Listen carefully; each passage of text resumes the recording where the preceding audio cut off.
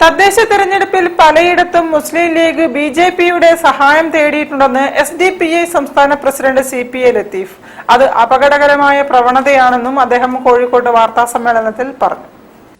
ബിജെപിയുടെ സഹായം തേടിയ ഒരുപാട് സ്ഥലങ്ങൾ മുസ്ലിം ലീഗ് ബിജെപിയുടെ സഹായം തേടിയിട്ടുണ്ട്. അത് കോഴിക്കോട് ജില്ലയിൽ അഴിയൂർ, വടകര മേഖല ഉണ്ടായിട്ടുണ്ട്. കാസർഗോഡ് ജില്ലയിൽ മഞ്ചേശ്വരത്ത് ഉണ്ടായിട്ടുണ്ട്. അപ്പം അങ്ങനെയുള്ള സ്ഥലങ്ങളിൽ ബിജെപിയുടെ സഹകരണം പോലും തേടിയിട്ടാണ് ഇങ്ങനൊരു നേട്ടം മുസ്ലിം ലീഗ് ഉണ്ടാക്കിയെടുത്തിട്ടുള്ളത്. അഴിയൂർ, വടകര മേഖല, മഞ്ചേശ്വരം തുടങ്ങിയ സ്ഥലങ്ങളിൽ മുസ്ലിം ലീഗ് ബിജെപിയുടെ സഹായം ലഭ്യമാക്കിയിട്ടുണ്ടെന്നും SDPI നേതാക്കൾ പറഞ്ഞു. കോഴിക്കോട് കോർപ്പറേഷനിലും ലീഗ് ബിജെപിയുടെ സഹായം തേടിയതായി ജില്ലാ പ്രസിഡന്റ് മുസ്തഫ കൊമ്മേരി പറഞ്ഞു.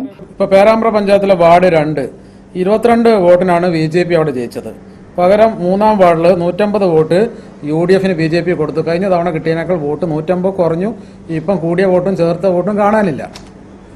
ഇതുപോലെ തന്നെയാണ് പൊറ്റമ്മല് മേയർമാർ ജയിച്ച വാർഡിൽ UDFന്റെ വോട്ട് കുറഞ്ഞു.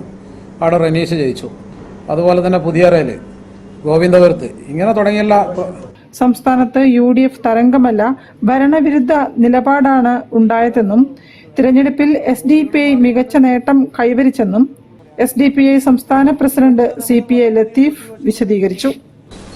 UDFന്റെ തരംഗം എന്നാണ് നമ്മൾ പൊതുവെ പറയുന്നത്. സത്യത്തിൽ UDF തരംഗം എന്നതിലപ്പുറത്തേക്ക് കേരളത്തിൽ സംഭവിച്ചിട്ടുള്ളത് ഭരണവിരുദ്ധ വികാരമാണ്. വാർത്താ സമ്മേളനത്തിൽ സംസാരിക്കുകയായിരുന്നു നേതാക്കൾ. News bureau, Kozhikode.